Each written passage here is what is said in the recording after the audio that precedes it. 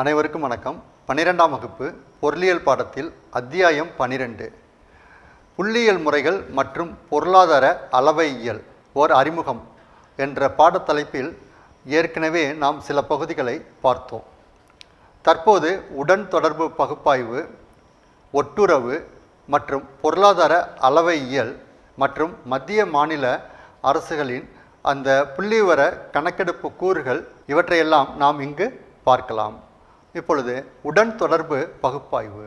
உடன் தொடர்பு பகுப்பாய்வு என்பது இரண்டு அல்லது அதற்கு மேற்பட்ட மாறிகள் எவ்வாறு ஒன்றுக்கு ஒன்று தொடர்புடையதாக இருக்கின்றது என்பதை பற்றி கணக்கிடுவதே உடன் தொடர்பு. சர் பிரான்சிஸ் கால்டன் என்பவர் இந்த பகுப்பாய்வினை கண்டறிந்தார். உடன் தொடர்புனா என்னங்க? இப்போ ஒரு கார் வாங்கியிருக்கோம். இந்த கார் இந்த வருஷம் எவ்வளோ மெயின்டெனன்ஸ் செலவாகுது, மறு வருஷம் ஒரு வருஷம் போயிடுச்சு, அப்போ அதோடைய தேய்மானம் இருக்குது, அடுத்த ஆண்டு அதுக்கு எவ்வளோ பராமரிப்பு செலவு, அடுத்த ஆண்டு மறு ஆண்டு, இப்படி ஒவ்வொரு ஆண்டு ஒரு 4-5 ஆண்டுகளுக்கு நாம் பார்க்குறோம் அப்படின்னு சொன்னோம்னாக்கா இந்த கார் வயதாக ஆக அதற்கான பராமரிப்பு செலவும் மாறிக்கிட்டே இருக்கும். இந்த தொடர்பு எப்படி இருக்குது அப்படின்னு பார்க்குறது, இந்த மாதிரியான விஷயங்களை நாம் இந்த உடன் தொடர்பு பகுப்பாய்வில் பார்க்கலாம். இப்போ வருமானம் உயருது, வருமானம் உயர உயர நம்மளுடைய தேவைகள் உயரும். ஸோ உடன் தொடர்பு ஒன்று இருக்குது. விலை உயருது, ஒரு பண்டத்துடைய விலை உயருது. விலை உயர்ந்தால் அந்த பண்டத்தை நிறைய உற்பத்தி செய்து சப்ளை பண்ண தயாராக இருக்கிறாங்க உற்பத்தியாளர்கள். ஆக விலைக்கும் அளிப்பிற்கும் ஒரு தொடர்பு இருக்குது. இது ஒரு நேரிடையான தொடர்பு, நேர்மறையான தொடர்பு. அடுத்த எதிர்மறையாகவும் தொடர்பு இருக்கும். உடன் தொடர்பில் நேர்மறையாக இருக்கணும்னு அவசியம் இல்லை, எதிர்மறையாகவும் இருக்கும். விலை உயரும் பொழுது தேவையை சுருக்கிக்கிறோம், விலை கூடுனுச்சுனாக்கா தேவையை சுருக்கிக்கிறோம். இது எதிர்மறை தொடர்பு. இந்த மாதிரியான தொடர்புகளை பகுப்பாய்வு செய்தல், இதை கார்லேஷன் அப்படின்னு நம்ம சொல்லலாம். இப்போ உடன் தொடர்புடைய வகைகள் இதை பற்றி பார்ப்போம். ஒரு ஃப்ளோ சார்ட், இந்த ஃப்ளோ சார்ட்டில் நம்ம பார்க்குறப்ப உடன் தொடர்புடைய வகைகள் மாறிகளுக்கு இடையேயான உறவுடைய திசை அடிப்படையில் வகைப்படுத்தலாம். ரெண்டு மாறிகள், அந்த ரெண்டு மாறிகளுக்கு இடையேயான உறவு நேர்மறை உடன் தொடர்பாக இருக்கலாம் அல்லது எதிர்மறை உடன் தொடர்பாக இருக்கலாம். சரிங்களா? வருமானம் அதிகரிக்கிறப்ப செலவும் அதிகரிக்குது. இது என்னங்க, நேர்மறை உடன் தொடர்பு. அதே மாதிரி எதிர்மறை உடன் தொடர்பு அப்படிங்கிறது என்னன்னாக்கா, விலை அதிகரிக்கும் பொழுது அந்த பொருளுக்கான தேவையானது குறைகிறது. அடுத்ததாக பகுப்பாய்விற்கு எடுத்துக்கொள்ளும் மாறிகளின் எண்ணிக்கையின் அடிப்படையில் வகைப்படுத்தலாம். பகுப்பாய்விற்கு நம்ம மாறிகள் எப்படி எடுத்துக்கிறோம், எத்தனை மாறிகள், அந்த அடிப்படையில் பார்த்தாக்கா எளிய உடன் தொடர்பு, பன்முக உடன் தொடர்பு, பகுதி உடன் தொடர்பு. அடுத்ததாக பார்த்தீங்கன்னாக்கா மாறிகளுடைய மாறும் விகிதத்தின் அடிப்படையில் வகைப்படுத்தலாம். அப்போ ஒன்று நேர்கோட்டு உடன் தொடர்பு, மற்றொன்று வளைகோட்டு உடன் தொடர்பு. இவை அனைத்தும் உடன் தொடர்பின் வகைகளாகும். இப்போ நம்ம பார்க்க இருக்கிறது சிதறல் விளக்கப்பட முறை, ஸ்கேட்டர் டயக்ராம். கொடுக்கப்பட்ட மாறிகளின் மதிப்புகளை, ரெண்டு மாறி, ஒன்று எக்ஸ்ன்னு எடுத்துக்குவோம், இன்னொன்று ஒய். இதை கிராஃபிக்கலாக நம்ம ரெப்ரசன்ட் பண்ணுறப்ப, வரைபடத்தில் குறிக்கிறப்ப அந்த மதிப்புகள் எவ்வாறு சிதறி இருக்கிறது, அவற்றின் தொடர்பு போக்கு எவ்வாறு உள்ளது, இதை பற்றி நாம் ஆராயலாம். இவ்வாறு ஆராய்ந்து முடிவுகளை எடுப்பதற்கு சிதறல் விளக்கப்பட முறை என்கிறோம். இப்போ ஒரு பிக்சர், இந்த பிக்சரில் நீங்கள் பார்க்குறது சிதறல் விளக்கப்பட முறையில் நேரிடையான முழுமையான உடன் தொடர்பு இருக்கிறதா, இருக்கிறது, எவ்வாறு இருக்கிறது என்பதற்கு இந்த ஃபஸ்ட்டு பிக்சர் சப்ளை கர்வு மாதிரி இருக்குது பார்த்தீங்களா. அளிப்புக்கோடு, அளிப்புக்கோடு என்ன செய்யணும்னா தோற்றுவாயிலிருந்து சற்று ஏறக்குறைய 45 டிகிரி அளவில் மேல் நோக்கி செல்லுது. இந்த மாதிரி இருந்துச்சுன்னு வச்சுங்களேன், அந்த புள்ளிகள் அனைத்தும் ஒரு நேர்கோட்டில் இருக்குது. அப்போ நேரிடையான தொடர்பு, முழுமையான உடன் தொடர்பு. அடுத்த பிக்சர் பக்கத்திலே இருக்குது, அது தேவைக்கோடு மாதிரி இருக்குது. இதில் பார்த்தீங்கன்னா இதுதான் எதிரிடை முழுமையான உடன் தொடர்பு. விலை அதிகரிக்கும் பொழுது தேவை குறையும் அப்படின்னு ஒரு உதாரணம் நம்ம பார்த்தோம். அடுத்த குறைந்த அளவு நேரிடை உடன் தொடர்பு, அளிப்புக்கோடு மாதிரி இருக்குது. ஆனால் அந்த புள்ளிகள்லாம் பார்த்தீங்கன்னாக்கா மேலும் கீழும் கொஞ்சம் கொஞ்சம் டிவியேட் ஆகிருக்கு. இது குறைந்த அளவு நேரிடை உடன் தொடர்பு. அந்த அடுத்த 4th பிக்சர் அந்த ஃபஸ்ட் ரோலையே ஃபோர்த் பிக்சர் பார்த்தீங்கன்னாக்கா டிமாண்ட் கர்வ் மாதிரி இருக்குது. அந்த புள்ளிகள்லாம் கொஞ்சம் மேலும் கீழும் நகர்ந்துருக்கு. இது எதற்கு உதாரணம்னாக்கா குறைந்த அளவு எதிரிடை உடன் தொடர்பு. நம்ம பகுப்பாய்வு செய்கிறப்ப கிடைக்கக்கூடிய விவரங்களை இந்த மாதிரி வந்து எக்ஸ்ஹெச்லேயும் ஒய்ஹெச்லேயும் புள்ளிகளை நம்ம குறிக்கிறப்ப இந்த மாதிரியான விவரங்கள் அமைகிறதை பொறுத்து உடன் தொடர்பு எவ்வாறு இருக்குது அப்படின்னு சொல்லலாம். அடுத்தது பாருங்கள், இந்த செகண்ட் ரோவில் அதிக அளவு நேரிடை உடன் தொடர்பு எவ்வாறு இருக்குது. இந்த புள்ளிகள்லாம் நெருக்கமாக இருக்குது பாருங்கள். அந்த புள்ளிகளை பார்க்குறப்ப அதிக அளவு எதிரிடை உடன் தொடர்பு இருக்குங்கிறத நீங்களே அனுமானிக்க முடியுது. கடைசி 2 படங்கள் பாருங்கள், அப்படியே வந்து ஒரு சர்க்கிள் ஃபார்மில் இருக்குது.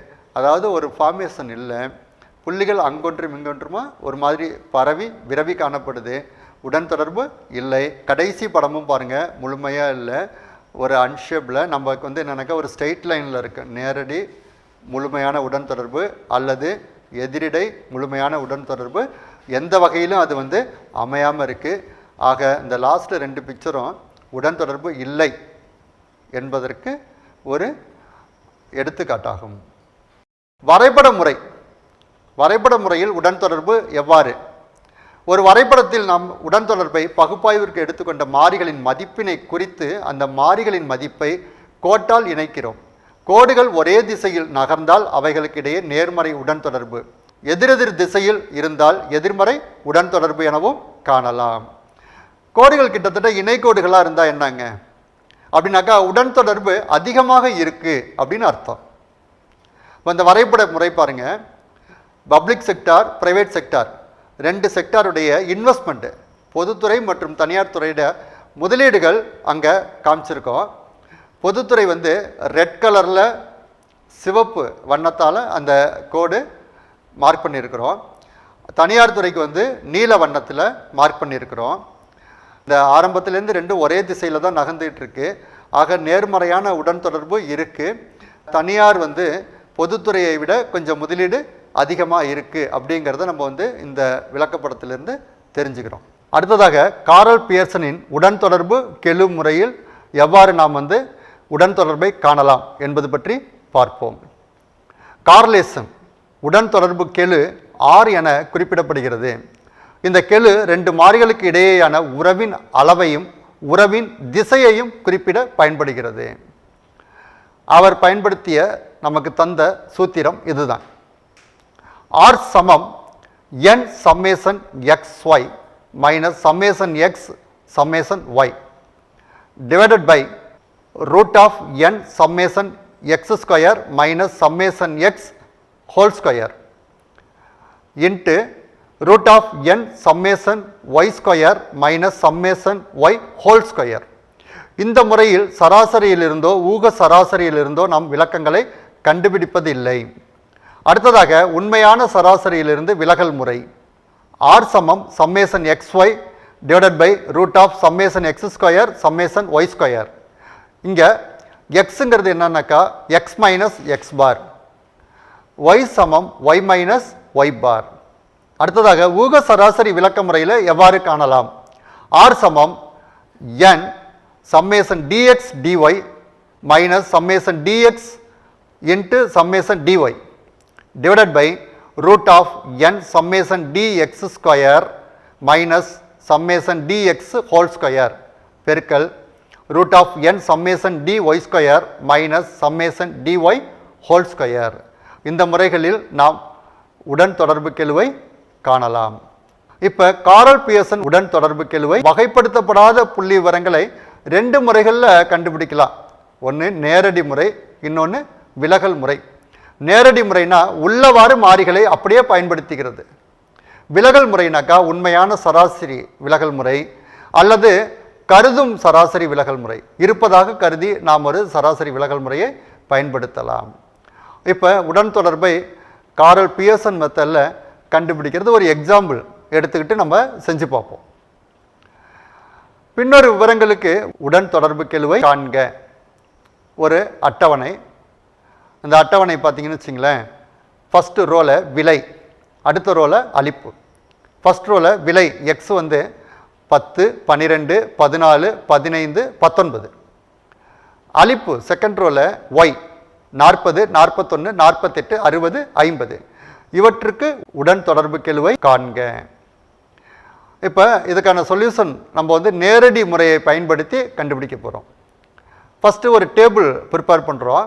டேபிளில் ஃபஸ்ட்டு காலம் விலை, விலையில் வந்து என்னென்ன வருதுங்க, 10, 12, 14, 15, 19 எழுதியாச்சு. இதெல்லாம் எக்ஸ், இது ஃபஸ்ட் ரோவில் இருக்குது. இந்த எக்ஸ் எல்லாத்தையும் கீழே கூட்டி எழுதுகிறோம். லாஸ்ட்டு லைனில் சம்மேஷன் எக்ஸ் 70.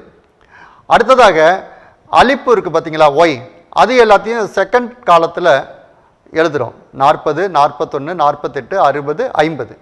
இது எல்லாத்தையும் அப்படியே லாஸ்ட்டில் கீழே கூட்டினோம்னா சம்மேஷன் ஒய் 239. அடுத்தது எக்ஸ் ஒய் ரெண்டையும் மல்டிபிள் பண்ணுவோம். காலம் ஃபஸ்ட்டு காலத்தையும் செகண்ட் காலத்தையும் மல்டிபிள் பண்ணி தேர்ட் காலம் 10 பெருக்கல் 40 400. அடுத்தது செகண்ட் காலம் பெருக்கணும் 492. இப்படி வரிசையில் மல்டிபிள் பண்ணுறப்ப அடுத்து 672, 900, 950. இந்த எக்ஸ்ஒய் எல்லாத்தையும் கூட்டினோம்னாக்கா சம்மேஷன் எக்ஸ்ஒய் எவ்வளோ கிடச்சிருக்கு நமக்கு, 3414. இப்போ இந்த ஃபஸ்ட்டு காலம் இருக்குது பார்த்தீங்களா எக்ஸு, அதை வந்து ஸ்கொயர் பண்ணி நான் ஃபோர்த்து காலத்தில் எழுதுகிறேன்.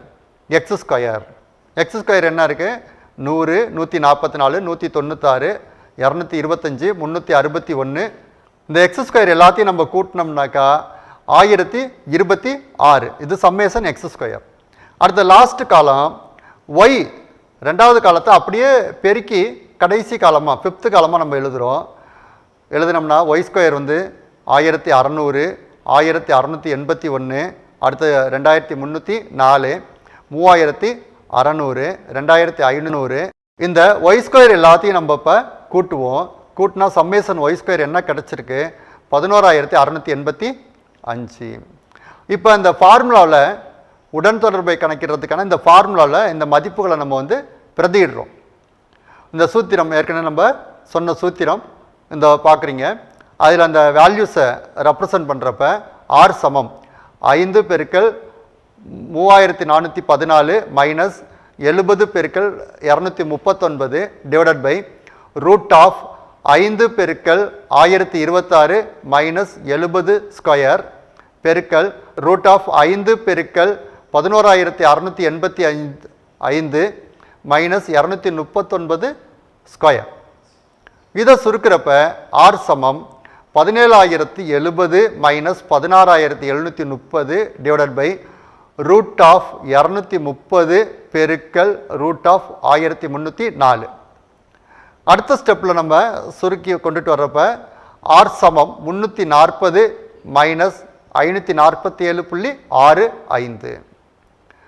ஃபைனலாக நமக்கு என்ன ஆன்சர் கிடச்சிருக்குன்னாக்கா 340 547.65 வகுக்கிறப்ப 0.621.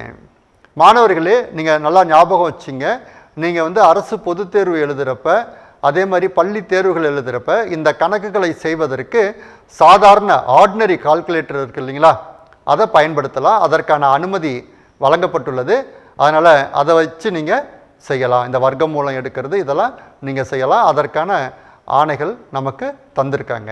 இப்போ இந்த கணக்கு நம்ம செஞ்சப்ப உடன் தொடர்பு கெழுவுடைய அளவு 0.621 அப்படின்னு வந்துருச்சு. அதாவது பொருளுடைய விலைக்கும் அளிப்பிற்கும் நேரடி தொடர்பு இருக்குது, குறிப்பிடத்தகுந்த அளவுக்கு இருக்குது, உறுதியான உறவு இருக்குது அப்படிங்கிறத நம்ம வந்து புரிந்து கொள்ள முடிகிறது. அடுத்ததாக இப்போ நம்ம இன்னொரு கணக்கு எடுத்து செய்வோம். உண்மை சராசரி அடிப்படையில் உடன் தொடர்பை கண்டுபிடித்தல். நான் ஏற்கனவே சொன்னேன் இல்லைங்களா, அதே மாதிரி காருடைய வயதுக்கும் பராமரிப்பு செலவுக்கும் உள்ள உடன் தொடர்பு என்ன அப்படிங்கிறத பற்றி நம்ம பார்க்கலாம். இந்த கணக்கு இதுதான். உண்மை சராசரியை பயன்படுத்தி காரல் பியர்சனின் உடன் தொடர்பு கெழுவை காண்க. இப்போ அந்த ஒரு கணக்கு ரெண்டு ரோல் இருக்குது. காருடைய வயது ஆண்டுகளில், காருடைய வயது 3, 6, 8, 9, 10 மற்றும் 6. ஒவ்வொரு காரும் வெவ்வேறு காலகட்டத்தில் வாங்கப்பட்டது. அந்த இவ்வளோ நாள் ஓடி இருக்கு அப்படிங்கிற அந்த வருட அடிப்படையில் பராமரிப்பு செலவு எப்படி இருக்குது, ஆயிரங்களில் கொடுத்துருக்கு. இப்போ 1ங்கிறது 1000.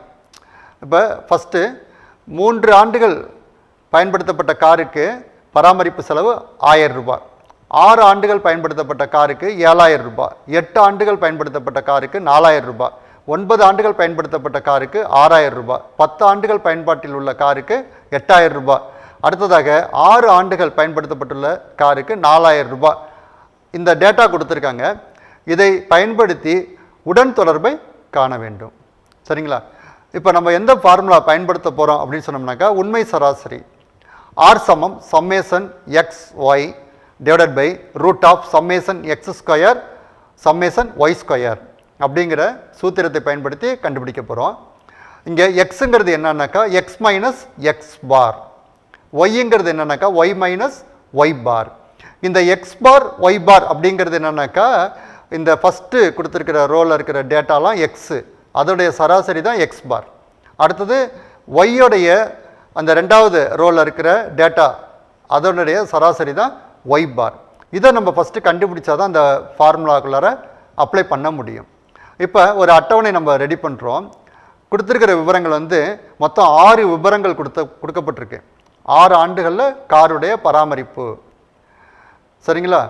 இப்போ எக்ஸு 3, 6, 8, 9, 10, 6 அப்படிங்கிறத அந்த டேபிளில் செகண்ட் காலத்தில் ஃபில்லப் பண்ணிடுறோம். இந்த எக்ஸ் மதிப்பு எல்லாத்தையும் கூட்டினோம்னா டோட்டல் எவ்வளோ வருதுனாக்கா 42. அடுத்தது எக்ஸ் பார் என்னான்னு எடுத்து அதை கழிக்க போகிறோம். இப்போ பார்த்தீங்கன்னாக்கா எக்ஸ் பார் இந்த 42 வந்துச்சு இல்லைங்களா, டோட்டல் எக்ஸோடைய மதிப்பு 42. இதை வந்து மொத்தம் 6 உறுப்புகள் இருக்குது அப்படின்னு சொன்னாக்கா இந்த 6ஆல் டிவைட் பண்ணுறப்போ நமக்கு 7 கிடச்சிருக்கு. ஸோ இந்த 7 வச்சு கழிக்கிறோம். 3ல் 7 லெஸ் பண்ணி -4. தேர்டு காலத்தில் வர்றோம் பாருங்கள். 3 - 7 -4, 6 - 7 -1, 8ல் 7 போக 1, 9ல் 7 போக 2, 10ல் 7 போக 3, 6ல் 7 போக -1. இதெல்லாம் கண்டுபிடிச்சோம். இப்போ நம்ம திட்ட விலக்க கணக்கு பார்த்தப்பயே இந்த மாதிரி விளக்கங்களுடைய கூடுதல் 0ன்னு சொல்லியிருக்கோம் இல்லைங்களா. இப்போ இந்த கணக்கில் எல்லாத்தையும் அந்த தேர்டு காலத்தில் இருக்கிறத கூட்டினோம்னா 0 வருது. ஸோ அடுத்தது எக்ஸ் ஸ்கொயர் கண்டுபிடிக்கிறோம். -4 வர்க்கப்படுத்துகிறோம், -1 வர்க்கப்படுத்துகிறோம். இப்படி எல்லா மதிப்புகளையும் வர்க்கப்படுத்துகிறப்ப ஃபோர்த்து காலம் 16, 1, 1, 4, 9, 1. இந்த மதிப்பு எல்லாத்தையும் நம்ம கூட்டினோம்னாக்கா என்ன வருதுங்க? கீழேருந்து கூட்டுவோம். 1, 9, 10, 14, 15, 16, 16, 16, 32.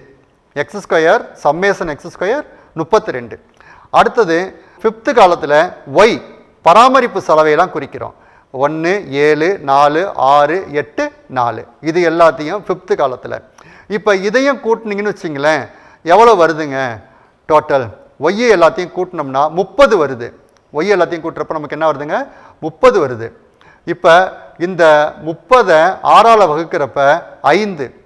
இந்த ஒய் பார் இந்த பராமரிப்பு செலவுடைய சராசரி எவ்வளோ வருதுங்க? 5. இந்த ஒய் 1, 7, 4, 6, 8, 4 இருக்கு இல்லைங்களா, இந்த மதிப்புகள்ல இருந்து 5 லெஸ் பண்ணுங்க. 5 லெஸ் பண்ணி அடுத்த காலத்தில் ஃபில்லப் பண்ணுறோம். 1 - 5 -4, 7 - 5 2. இப்படி ஃபில்லப் பண்ணுறப்ப -4, 2, -1, 1, 3, -1. இப்போயும் நீங்கள் இந்த ஒய் மதிப்பு எல்லாத்தையும் கூட்டினீங்கன்னா நமக்கு என்ன ஆன்சர் வருது அப்படின்னு சொன்னோம்னாக்கா 0. அடுத்தது ஒய் ஸ்கொயர் கண்டுபிடிக்கிறோம். -4 வர்க்கப்படுத்தி 16, 2 வர்க்கப்படுத்தினா 4, -1 வர்க்கப்படுத்தினா 1, 1 வர்க்கப்படுத்தி 1, 3 வர்க்கப்படுத்தி 9, -1 வர்க்கப்படுத்தி 1. இது எல்லாத்தையும் கூட்டுறோம். 1 அதே டேட்டாஸ் அப்படியே வருது. டோட்டல் எவ்வளோ வருதுங்க? 32. அடுத்தது லாஸ்ட்டாக எக்ஸ் ஒய் ரெண்டையும் மல்டிபிள் பண்ணுறோம். ரெண்டையும் மல்டிபிள் பண்ணி வர்றப்ப அந்த காலம் வந்து தேர்டு காலத்தையும் சிக்ஸ்த்து காலத்தையும் மல்டிபிள் பண்ணி 8th காலம் 8வது காலத்தில் ஃபில்லப் பண்ணுறோம். 16, -2, -1, 2, 9, 1. இது எல்லாத்தையும் கூட்டினா நமக்கு டோட்டல் 25. இப்போ அட்டவணையில் தேவையான மதிப்புகள் எல்லாத்தையும் நம்ம வந்து கண்டுபிடிச்சிட்டோம். இப்போ நம்ம ஃபார்முலாவை பயன்படுத்துவோம். Summation xy divided by root of summation X square summation Y square அப்படிங்கிற ஃபார்முலாவில் நம்ம பயன்படுத்துகிறப்ப தொகுதி மேலே பின்னத்தில் மேலே 25, கீழே வந்து ரூட் ஆஃப் 32, ரூட் ஆஃப் 32. இந்த எக்ஸ் ஒய் ரெண்டுலேயுமே எக்ஸ் ஸ்கொயர் ஒய் ஸ்கொயர் ரெண்டுக்குமே என்ன வந்திருக்குனாக்கா √32 சேம் நம்பர் வந்திருக்கு. இப்போ அடுத்த ஸ்டெப்பில் கீழே உள்ள √32 பெருக்கிறப்ப வெறும் 32. ஸோ 25/32. இப்போ 25 32ஆல் டிவைட் பண்ணுறப்ப 0.781. இப்போ இந்த ஆர் உடன் தொடர்பு மதிப்பு கார்லேஷன் மிக அதிகமாக இருக்குது, நேரிடையாக இருக்குது. ஸோ காருடைய வயதுக்கும் பராமரிப்பு செலவிற்கும் மிக அதிக அளவு நேரடி தொடர்பு இருக்குது அப்படிங்கிற உண்மை நமக்கு தெரிய வருது. சரிங்களா? அடுத்ததாக நாம் ஒட்டுறவு பகுப்பாய்வு பற்றி பார்க்கலாம். ரெக்ரஷன் அனாலிசிஸ், அதாவது ஒரு குறிப்பிட்ட எண்ணிக்கையில் பெற்றோர்களை எடுத்துக்கொள்வோம். அந்த தந்தையுடைய உயரம், அவர்களுடைய பிள்ளைகளுடைய உயரம், இவை இரண்டுக்கும் உள்ள தொடர்பு என்ன, ஏதேனும் தொடர்பு இருக்கிறதா, இந்த மாதிரியான விஷயங்களை பகுப்பாய்வு செய்வது ஒட்டுறவு பகுப்பாய்வு எனப்படுகிறது.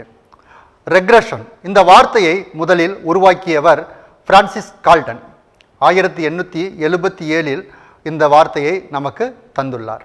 கால்டனுடைய பின்னோக்கி செல்லும் பொது விதி, இந்த விதியின் அடிப்படையில் அவர் 1000 குடும்பத்தில் உள்ளவர்களின் உயரத்தை சேகரித்து உறுதிப்படுத்தியுள்ளார். இதனுடைய ஒட்டுறவு என்ற வார்த்தையுடைய விளக்கம் என்னவென்றால் சராசரியை நோக்கி பின் செல்லுதல், ஆக்ட் ஆஃப் கோ பேக் அல்லது ஆக்ட் ஆஃப் சி பேக் என்று சொல்வார்கள். இந்த ஒட்டுறவு 2 மாறிகளுக்கு இடையே உள்ள உறவை விளக்குவது. ஒய் சார்பு மாறி, 2 மாறிகள் சொன்னோம் இல்லைங்களா, ஒன்று வந்து எக்ஸ், இன்னொன்று y. X depends upon y அல்லது ஒய் டிபெண்ட்ஸ் அப்பான் எக்ஸ். எக்ஸை சார்ந்த ஒய் சார்பு மாறி எனவும் ஒய்யை சார்ந்த எக்ஸ் சார்பு மாறி எனவும் நாம் இந்த ஒட்டுறவை பகுப்பாய்வு செய்யலாம். சரிங்களா? இப்போ நாம் இந்த ஒட்டுறவு கோடுகள், 2 ஒட்டுறவு கோடுகள் பற்றி பார்ப்போம். ஒரு மாறியுடைய மதிப்பை மற்றொரு மாறியின் மதிப்பிற்கு மதிப்பீடு செய்யும் கோடு தான் ஒட்டுறவு கோடு. 2 மாறிகளுக்கு இடையே உள்ள சராசரி தொடர்பை இந்த நம்ம கணித வடிவத்தில் நம்ம வந்து பார்க்கலாம். இப்போ இந்த கோடுகள் பாருங்கள், இந்த கோடு லீனியர் ஈக்குவேஷன் அது எப்படி இருக்குன்னு சொன்னோம்னாக்கா, எக்ஸின் மதிப்பு ஒய்யை சார்ந்து இருக்கு அப்படின்னு சொன்னால் அந்த சமன்பாடு எப்படி இருக்குன்னு சொன்னோம்னாக்கா எக்ஸ் சமம் a + by. இதுதான் நேர்கோட்டு சமன்பாட்டு வடிவம். அதே மாதிரி ஒய்யின் மதிப்பு எக்ஸை சார்ந்து இருக்கும் அப்படின்னு சொன்னால் அந்த சமன்பாடு எப்படி இருக்குன்னு சொன்னால் ஒய் சமம் a + bx இந்த வடிவத்தில் இருக்கும். இப்போ எக்ஸின் மதிப்பு ஒய்யின் மதிப்பை சார்ந்த ஒட்டுறவு கோட்டுடைய சமன்பாடு x - x பார் சமம் r sigma x by sigma y into y minus y bar. அதே போல் ஒய்யின் மதிப்பு எக்ஸை மதிப்பை சார்ந்து ஒட்டுறவு கோட்டு சமன்பாடு, இதற்கான சமன்பாட்டு வடிவம் ஒய் மைனஸ் ஒய் பார் சமம் r into sigma x by sigma y into x minus X பார்.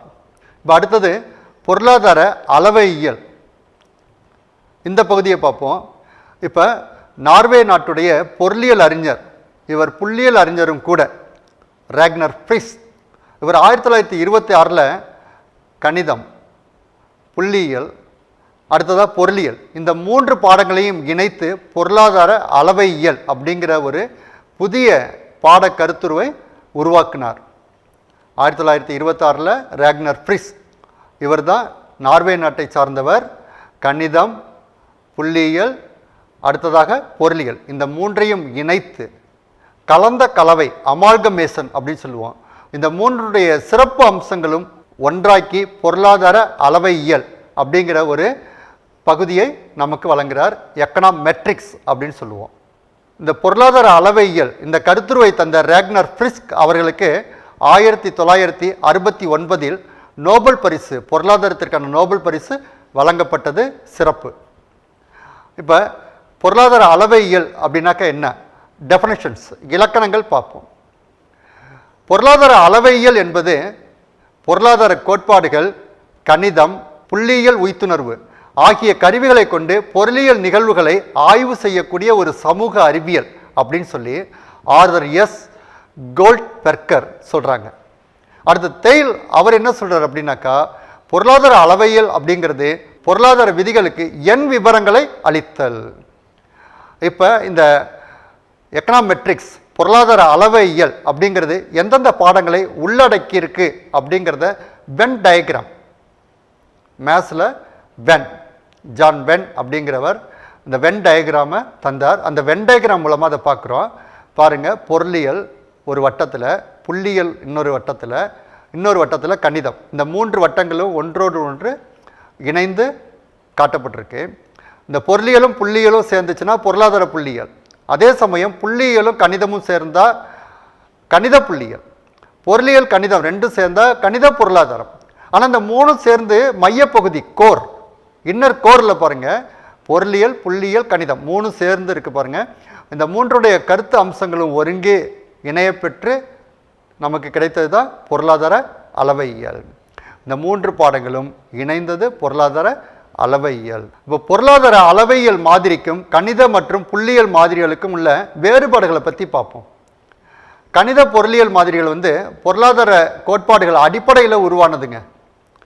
ஆனால் பொருளாதார அளவையியல் மாதிரி கோட்பாடுகள்ங்கிறது நம்பகத்தன்மையை அறிய புள்ளி விவரங்கள் அடிப்படையில், ஸ்டாட்டிஸ்டிக்கல் டேட்டா, பக்கா டேட்டா, அந்த வகையில் உருவானது பொருளாதார அளவையியல் மாதிரிகள். புள்ளியியலில் ஒட்டுறவு மாதிரி, அதில் பிழை கருத்து அப்படிங்கிற ஒரு கருத்து கிடையாது. ஆனால் பொருளாதார அளவையியல் மாதிரியில் பிழை கருத்து அப்படிங்கிற ஒரு கருத்து உள்ள வருது. அடுத்ததாக அலுவலக புள்ளி விவரங்கள். இவ்வளவு டேட்டாஸும் நமக்கு இந்த மக்கள் தொகை கணக்கெடுப்பு எடுக்கிறாங்க, முதல்நிலை புள்ளி விவரம், 2ஆம் நிலை புள்ளி விவரம், அதை பற்றி பேசுகிறப்ப மக்கள் தொகை கணக்கெடுப்பு, முதல்நிலை புள்ளி விவரம் சொன்னோம். இந்த மாதிரி புள்ளி விவரங்கள்லாம் ஒரு தேசிய அளவில் ஒரு ஆர்கனைஸ்டு ஒரு அமைப்பு இதையெல்லாம் ஹேண்டில் பண்ணுறாங்க. அப்படி என்னென்ன அமைப்புகள் இருக்குது அதை பற்றி நம்ம பார்க்கலாம். அலுவலக புள்ளி விவரங்கள், அதாவது அரசு அலுவலகங்கள், பன்னாட்டு அமைப்புகள் உள்ளிட்ட மற்ற பொது நிறுவனங்களால் வெளியிடப்படுவது தான் அலுவலக புள்ளி விவரங்கள். இது குடிமக்களுடைய வாழ்க்கை தொடர்பான பல அளவு மற்றும் பண்பு விவரங்களை வெளியிடும். அலுவலக புள்ளி விவரங்கள் சமுதாய மற்றும் பொருளாதார மேம்பாட்டை வெளிப்படுத்தும். இந்த மத்திய புள்ளியியல் அலுவலகம் இதனுடைய பணிகள் என்னன்னு பார்த்தீங்கன்னாக்கா, புள்ளி விவரங்களை சேகரித்தல், ஒருங்கிணைத்தல், பரிசோதித்தல், தர மேம்பாட்டை உறுதிப்படுத்துதல். மாணவர்களே, இதுவரைக்கும் நாம் புள்ளியியல் முறைகள் மற்றும் பொருளாதார அளவையியல் ஒரு அறிமுகம் அப்படிங்கிற 12ஆம் பாடத்தில் நம்ம உடன்தொடர்பு, ஒட்டுறவு மற்றும் மத்திய புள்ளிவிவர நடைமுறைகள், அலுவலக புள்ளி விவரங்கள் இவற்றை பற்றியெல்லாம் பார்த்தோம். நன்றி, வணக்கம்.